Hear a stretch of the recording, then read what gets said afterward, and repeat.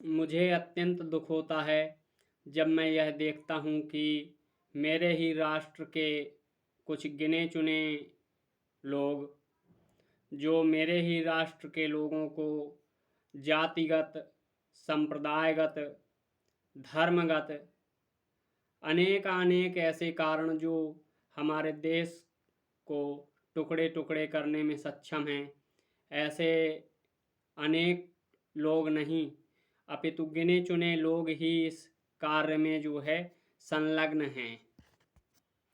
इस देश की भोली भाली जनता का ये लोग ब्रेन वॉश कर रहे हैं और उन्हें भड़का रहे हैं, उकसा रहे हैं। ये कदाचित अच्छी बात नहीं है। यदि आपको अभिव्यक्ति की आज़ादी इस राष्ट्र में मिलती है तो इसका ये मतलब नहीं कि आप सारी चीज़ों को भूल करके सिर्फ अपने ही फ़ायदे के लिए अपने ही राष्ट्र को बर्बाद करने पर तुल जाओगे। जिस राष्ट्र में रहते हो उसी की रीढ़ तोड़ देना चाहते हो, ये किसी भी प्रकार से अच्छी बात नहीं है। एक बार एक महोदय टीवी में मीडिया के सम्मुख यह बात कह रहे थे कि इस देश के गरीब लोगों को राष्ट्रवाद के विषय में क्या ही कुछ पता है। वे तो सुबह शाम अपनी मजदूरी करने के उपरांत, अपना काम धंधा देखने के उपरांत वो खाना खा करके और सो जाते हैं। आप यह सब कहने के लिए आपका कोई अधिकार नहीं है। आप कैसे ये निर्णय कर सकते हैं कि कौन राष्ट्रवाद जानता है और कौन नहीं जानता है। यदि आपको अपनी माता से प्रेम है तो आप इस बात को समझ लीजिए कि वो गरीब हो, अमीर हो कि कैसा भी हो, यदि आप अपनी धरती माता को चाहते हैं उतना ही वो भी चाहता है। यहाँ किसी को ये बताने की आवश्यकता नहीं है कि किस में राष्ट्रवाद है और किस में नहीं है। इस धरती पर अनेक आक्रमणकारी आए, लूटा और इस धरती को यहाँ पर रक्त की नदियाँ बहाईं। क्या सभी लोग नहीं जानते इस बात को? लोग जब देखो तब ये फलानी जात का है, वो ढिकानी जात का है। मैं ये पूछना चाहता हूँ कि आखिरकार इस इतने लंबे जो है दूसरों के शासनकाल के दौरान हमने कितना उत्पीड़न नहीं सहा है और किसने नहीं सहा है। एक अंग्रेज जज अपनी जो है महारानी विक्टोरिया को एक लेटर में लिखता है कि हमारे पास हिंदू मुस्लिम के अतिरिक्त एक और बड़ी चीज हाथ लगी है, वो है हरिजन।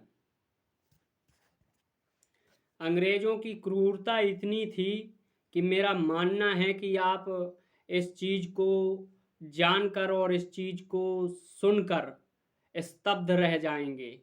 अंग्रेज प्रतिदिन गांधी जी के द्वारा इस बात को स्वीकार किया गया है और बताया गया है कि अंग्रेज प्रतिदिन कम से कम 30,000 गायें काट के खा जाते थे। ऐसे अंग्रेजों का अत्याचार क्या कुछ कम था? हमारे देश में एक एक समूह ने, नारी वर्ग ने महारानी विक्टोरिया को एक पत्र लिखा जिसमें उन्होंने लिखा कि हम किसके लिए रोएं, अपने मरे हुए पति के लिए, बच्चे के लिए या अपनी लुटी हुई इज्जत के लिए। यह कहते हुए भी मेरी जीभ लड़खड़ाती है। तो वे आताताई यहाँ क्या कुछ करके नहीं गए, इस देश की शिक्षा पद्धति को तहस नहस करके गए। यहाँ से जाते जाते उन्होंने मोहम्मद अली जिन्ना जैसे महत्वाकांक्षी व्यक्ति के संपर्क में अपने सारे के सारे जो उनकी मंसूबे थे वो उन्हें पूरा करके गए हैं। मोहम्मद अली जिन्ना जैसे व्यक्ति ने इस देश में हिंदू और मुस्लिम जो एकता थी उसको भंग और त्रस्त कर दिया और इस देश के 3 टुकड़े कर दिए।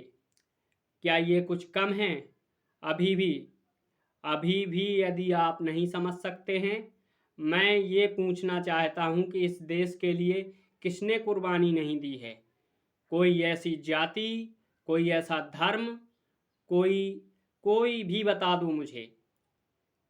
मैं यह दावे के साथ कहता हूँ कि आप किसी भी जाति, किसी भी धर्म में कहीं से भी ऐसा कोई निकाल के दिखाइए कि जिसने इस राष्ट्र की उन्नति के लिए, इस राष्ट्र के उत्थान के लिए, इसकी स्वतंत्रता के लिए कार्य ना किया हो, चाहे वो जो भी रहा हो।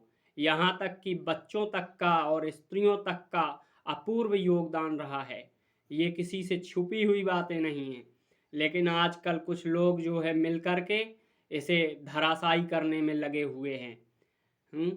पंजाब के लोग जो पंजाब में रहते हैं और जिनकी जड़ें दूर तक जो है फैली हुई हैं, वो लोग इस देश को खालिस्तान बनाना चाहते हैं।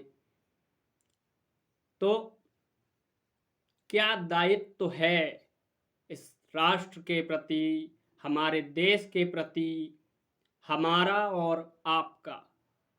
क्या दायित्व है वो समझो, उस पर विचार करो, शांत रहो और अपने राष्ट्र के लिए, उन्नति के लिए यदि बाहरी कोई ताकत आती है तो उसके लिए तैयार रहो, ना कि आपस में एक दूसरे को ये क्या कहते फिरते हो कि ऐसा है, वो है, वो है। दुनिया भर की बातें करने का कोई ये सही समय नहीं है। और एक राष्ट्र में जो व्यक्ति अपने राष्ट्र का नहीं है वो किसी का नहीं है। मुझे बताओ कि सर्वप्रथम कौन है? धर्म है, जाति है, घर परिवार है या राष्ट्र है? तो निसंदेह कहूँगा कि राष्ट्र ही है। इस राष्ट्र की अखंडता को अक्षुण्ण बनाए रखने के लिए हम यदि कहते हैं ना कि यदि मुझसे किसी का अच्छा ना होगा तो मैं उसका बुरा भी ना करूँगा, ये चीज़ समझ के और सोच के चलो। राष्ट्र के विषय में सोचो कि हमारा देश कहाँ से कहाँ पहुँचे, कितनी प्रगति करे, कितने संस्कारवान लोग हों इस राष्ट्र के। ये सब विचारणीय तथ्य है, ना कि मैं ये करूँगा। कई लोग इस तरह के बयान देते हैं कि जिनकी बातें रखने में मुझे लज्जा सी महसूस होती है। तो मेरा सिर्फ एक ही मानना है कि राष्ट्र की उन्नति के लिए कार्य कीजिए, ना कि राष्ट्र को तोड़ने के लिए। एक कहावत सुनाता हूँ मैं आपको। एक बार एक वृक्ष में आग लग गई तो उसमें बहुत सारे पंछी रहते थे। एक पंछी बोला कि फल खाए इस वृक्ष के बीट लथेड़े पात, आग लगी इस वृक्ष में पंख हमारे साथ। तो दूसरा पक्षी कहता है कि फल खाए इस वृक्ष के बीट लथेड़े पात, आग लगी इस वृक्ष में तो जलो इसी के साथ। तो इसके साथ जलने में, इसके साथ मरने में शान है, ना कि उड़ जाने में, भाग जाने में। तो देश को मजबूत करने में शान है आपकी, ना कि जातिगत, भाषागत, संप्रदायगत, धर्मगत लड़ने में क्या फ़ायदा है, मुझे समझ में नहीं आता है। चलिए आज इतना ही। जय हिंद।